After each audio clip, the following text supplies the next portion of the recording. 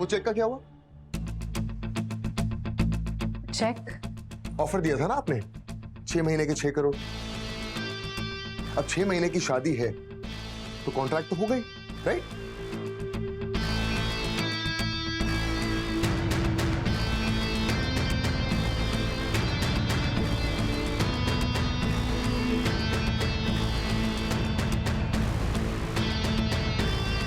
Right. 6 महीने के 6 करोड़। कल कोर्ट मैरिज के बाद तुम्हें चेक भी मिल जाएगा और कॉन्ट्रैक्ट भी। शादी से पहले कॉन्ट्रैक्ट को पढ़ लेना।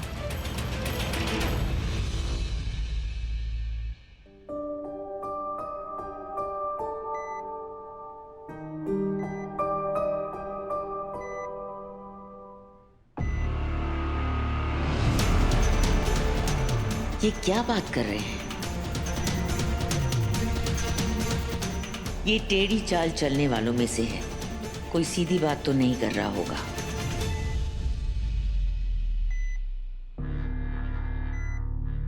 डील।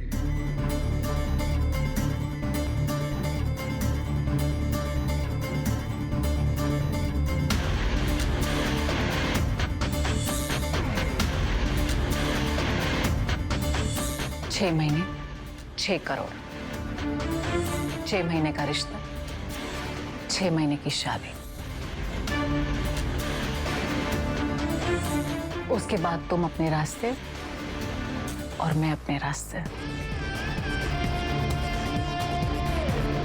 7 फेरे नहीं, 7 जन्म नहीं, 6 महीने की शादी।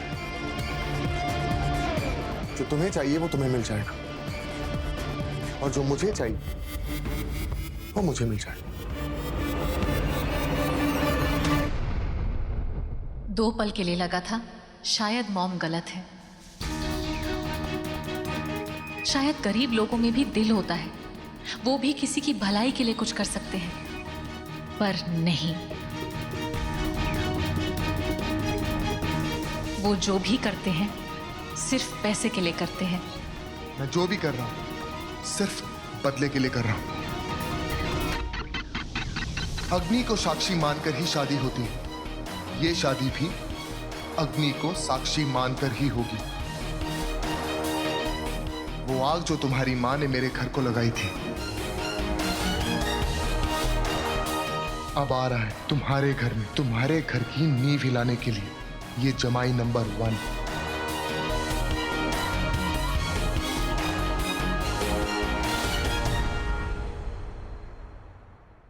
कल 10 बजे मिलते हैं कोर्ट में।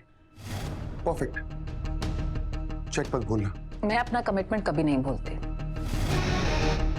जो कमिट किया है उतना तुम्हें मिल जाएगा,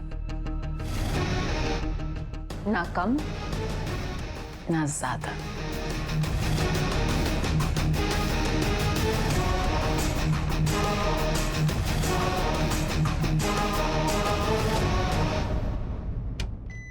नानू,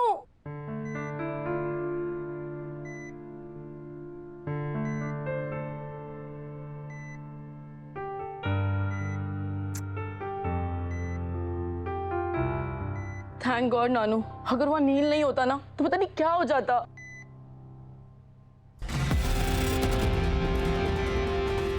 ये नील भी ना सर्वशक्तिमान है। भगवान सब जगह पहुंचे ना पहुंचे, ये नील पहुंच जाता है।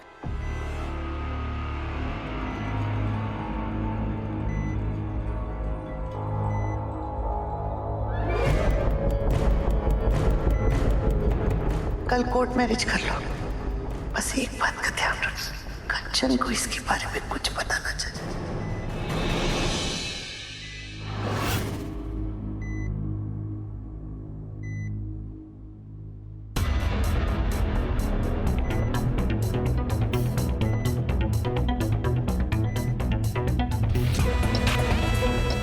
क्या बात है रिद्धि? आज जिंदगी में पहली बार नजरें चुरा रही हो।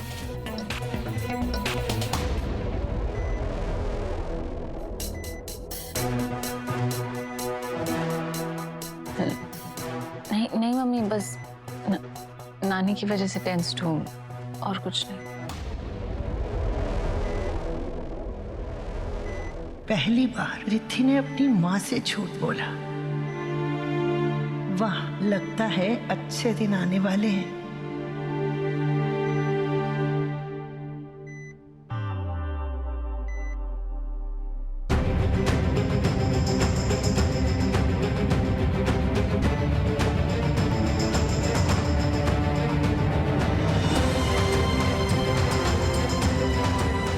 ये क्या था? क्या था? आपने रिद्धि को आंख क्यों मारी?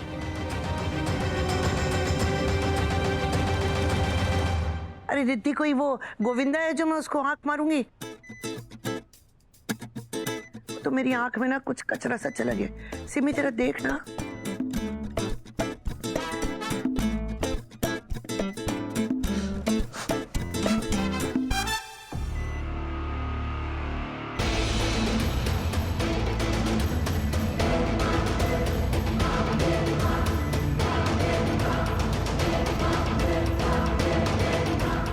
ये दोनों कोई खिचड़ी तो पका रहे हैं, पर क्या?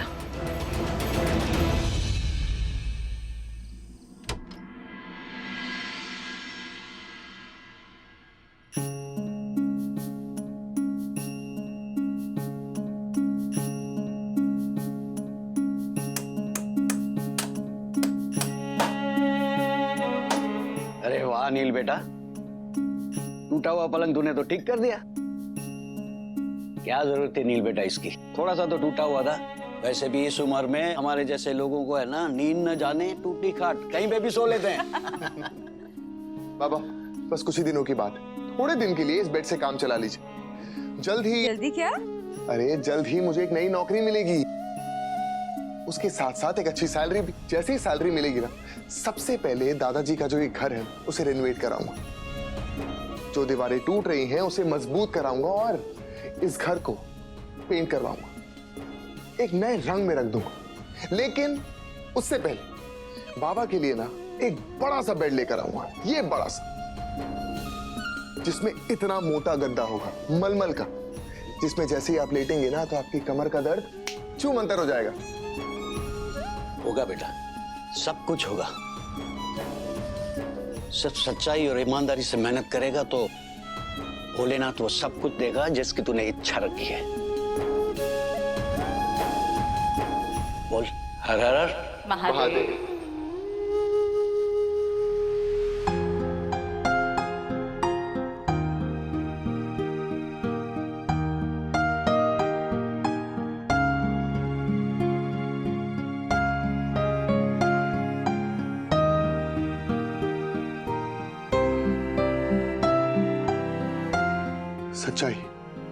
सच्चाई सबसे बड़ी चीज होती है, ये सीखा है मैंने आप दोनों से। पर आज मैं उसी से कॉम्प्रोमाइज करने जा रहा हूं। कभी किसी को दुख ना देना, किसी से झूठ ना बोलना, बेईमानी ना करना, ये सीखा है मैंने आप दोनों से। और आज ना चाहते हुए भी मुझे ये सब करना पड़ रहा है। ये काली रात मुझे इस मोड़ पर ले आई है कि अगर मैं ना भी चाहूं तो मुझे ये करना पड़ेगा। हाय बाबा, मुझे माफ कर दीजिएगा, क्योंकि आज मैं पहली बार आपसे झूठ बोल रहा हूं। आई एम सॉरी मम्मी, मैंने आपसे कभी झूठ नहीं बोला, कभी कोई बात नहीं छुपाई, लेकिन हालातों ने मुझे ऐसे मोड़ पर लाकर खड़ा कर दिया है कि मुझे वो सब करना पड़ रहा है जो मैंने पहले कभी नहीं किया। मैंने सोचा था जब भी मैं शादी करने का सोचूंगी भी ना, सबसे पहले आके आपको बताऊंगी, लेकिन आज मैं आपको कुछ भी नहीं बता पा रही। पर मैं एक वादा करती हूँ, ये शादी नहीं है, एक समझौता है। 6 महीने का कॉन्ट्रैक्ट, 6 महीने का झूठा रिश्ता। जो रिश्ते झूठ की बुनियाद पे टिके होते हैं वो कभी नहीं चलते। और ये बात मैंने आप दोनों से सीखी। ये सीखा है कि शादी एक जन्म का नहीं बल्कि 7 जन्मों का रिश्ता होता है। पर आज मैं 6 महीने की कॉन्ट्रैक्ट मैरिज करने जा रहा हूं। मैं नहीं बदला, मेरे लिए शादी के मायने नहीं बदले और ना ही कभी बदले। पर यह रिश्ता तोड़ने के लिए ही जोड़ा जा रहा है। रिश्ता सिर्फ टूटने के लिए ही जोड़ रहा है। मुझे पता है मम्मी, शादी एक स्कैम है जो लड़के लड़कियों के साथ करते हैं, उनका फायदा उठाने के लिए, उनको यूज करने के लिए।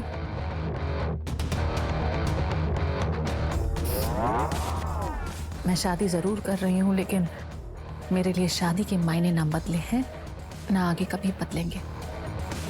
लोग बदलते, लेकिन ये कंचन चोटवानी कभी नहीं बदल सकती। मुझे उसका घमंड तोड़ना ही होगा। उसने जो किया है उसकी सजा उसे मिलके रहेगी। और इसलिए मुझे ये रिश्ता करना होगा।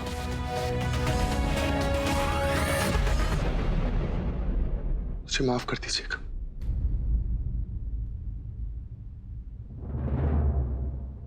I'm sorry mummy. नानी की खुशी के लिए, उनकी जिंदगी के लिए मुझे ये करना होगा। I'm sorry mummy.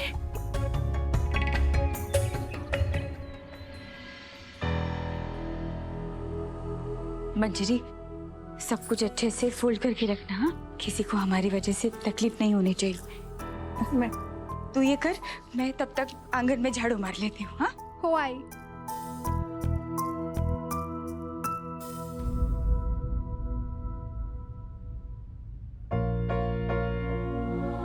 सुमति ताई, ये क्या कर रही हैं आप? मैं तो थोड़ी सी सफाई कर रही थी, और ये हो जाएगा ना, उसके बाद जल्दी से खाना बना दूंगी। आपको ये सब करने की जरूरत नहीं है, हम हैं ना उसके लिए। आप लोग आराम से बैठ के पोहा खाइए। लीजिए। नहीं भाऊ, देखिए ना, हम सब लोग आपके घर पे ऐसे अचानक से धमक पड़े ना, घर के काम में थोड़ी बहुत मदद तो कर सकते हैं ना। जल्दी से हो जाएगा, फिर हम सब साथ में नाश्ता करेंगे ना। सुमति सही कह रही है हरिभाऊ। आपने हमें यहाँ शरण देकर हम पे बहुत बड़ा एहसान किया है। हम आप पे और बोझ नहीं बनना चाहते। आओ गंगाधर भाऊ, ये क्या बोलते हैं तुम? ऐसा कुछ नहीं है। आपके साथ जो हुआ, और फिर नील हमारे बेटे जैसे ही तो है। जरूरत के समय में अपने ही तो काम आते हैं ना। क्या आप हमें अपना नहीं समझते? नहीं हरिभाऊ, ऐसी कोई बात नहीं है। तो फिर ये झाड़ू मेरे हाथ में दीजिए और आप लोग नाश्ता कीजिए। मैं दोपहर के खाने का इंतजाम करती हूँ। लीजिए, आरामात बसा आणि मस्त पोहे एन्जॉय करा।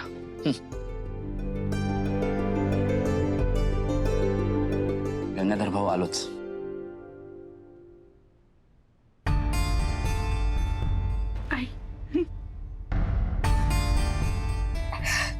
सुमति, इनको मेरे महादेव ने नक्की हमारी सहायता के लिए भेजा है। करे, बिल्कुल सच्ची बात है। लेकिन हम लोग यहाँ पर कितने दिन रहेंगे? रहने का कुछ और इंतजाम करना पड़ेगा ना। सुमति, तुम्हें महादेव पे और अपने नीलकंठ पे भरोसा है ना? सब ठीक हो जाएगा। पता नहीं नीलू रात को घर आया था भी या नहीं? अब नहीं आई। दादा रात में घर आए थे। मैं जब रात को पानी पीने उठी थी तो वो यहीं सोए थे। अरे तो इतनी सुबह सुबह कहाँ चला गया, वो भी बिना मिले? अब सुमति हमारे लिए रहने के लिए बंदोबस्त करने गया होगा। हमारा बेटा है, अपनी जिम्मेदारी समझता है। लेकिन नीलू बिना मिले कभी नहीं जाता। कहाँ चला गया?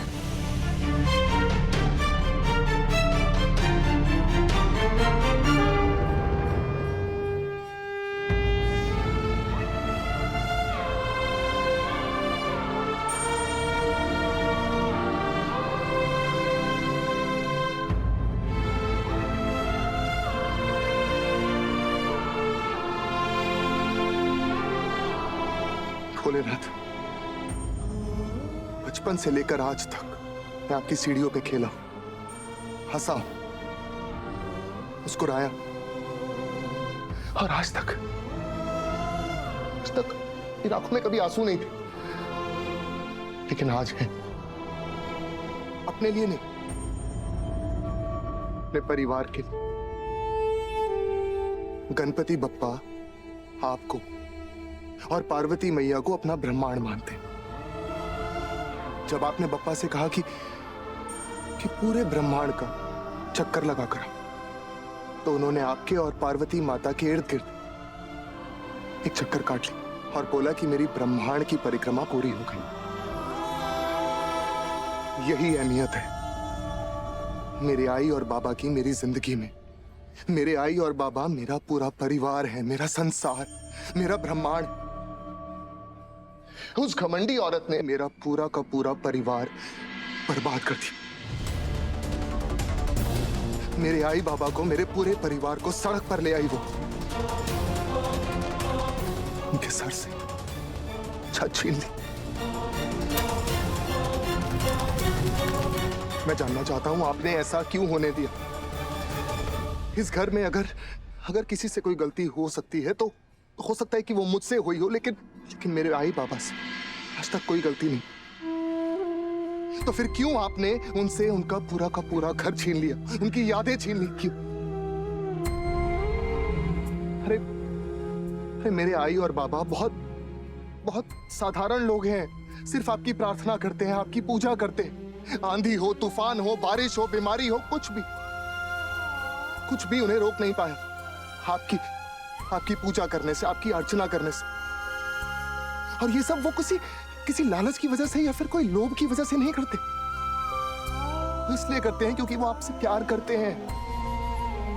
अरे उन्हें सुकून मिलता है यहाँ पर पूजा करके, इसलिए आपकी पूजा करते हैं। और आपने उन्हीं से उनका घर छीन लिया। वो घर सिर्फ उनके लिए एक घर नहीं था, बल्कि उनका मंदिर था। जैसे इस मंदिर में आपकी आत्मा रहती है, वैसे ही उस घर में मेरे बाबा की आत्मा रहती थी। उनकी यादें थी उस घर में। ये घर है ना, मेरे पूर्वजों की निशानी है, मेरे आई बाबा की यादगार है। सच कहूं तो ये घर है तो मैं हूं, अगर ये घर नहीं है तो मैं नहीं हूं। आपने सिर्फ मेरे बाबा की यादों को नहीं, बल्कि उनकी आत्मा को भी बेघर कर दिया। क्योंकि आपने जो भी कुछ किया वो सिर्फ इसलिए किया ताकि अपने परिवार का भविष्य बना सकूं, अपने परिवार को एक अच्छी जिंदगी दे सकूं। भविष्य की क्या बात कर रहा हूं? मैंने तो उनका आज तक बिगाड़ दी। कल उनसे छीन ली, सब कुछ खराब कर दिया, सब कुछ खत्म कर दिया।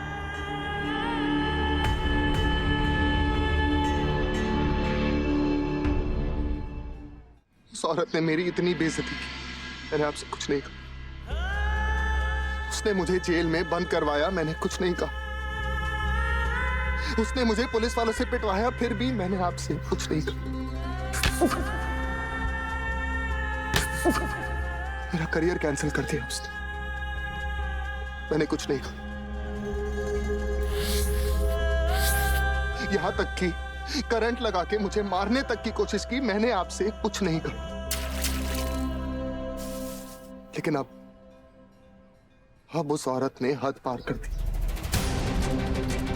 उस घमंडी औरत की वजह से मेरे आई और मेरे बाबा की आंखों में आंसू आए। ये उसने गलत किया है भोलेनाथ,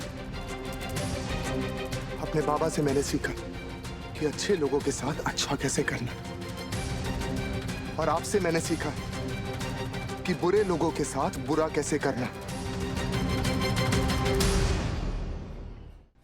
अपने बाबा से मैंने शांत रूप सीखा, और आपसे मैंने रुद्र रूप सीखा, और अब मैं रुद्र रूप लूंगा, सामने वाले को भस्म कर दूंगा, क्योंकि अब बुराई का नाश होगा। जिसने गलत किया है उसे गलती की सजा देनी होगी, और जिसके साथ गलत हुआ उसे न्याय दिलवाना होगा। मुझे आशीर्वाद दीजिए पूरन कि मैं उस घमंडी औरत का घमंड तोड़ सकूं। जो मुखौटा उसने अपने चेहरे पर पहना हुआ है, उस मुखौटे को निकालकर उसकी सच्चाई उसके पूरे परिवार के सामने ला सकूं।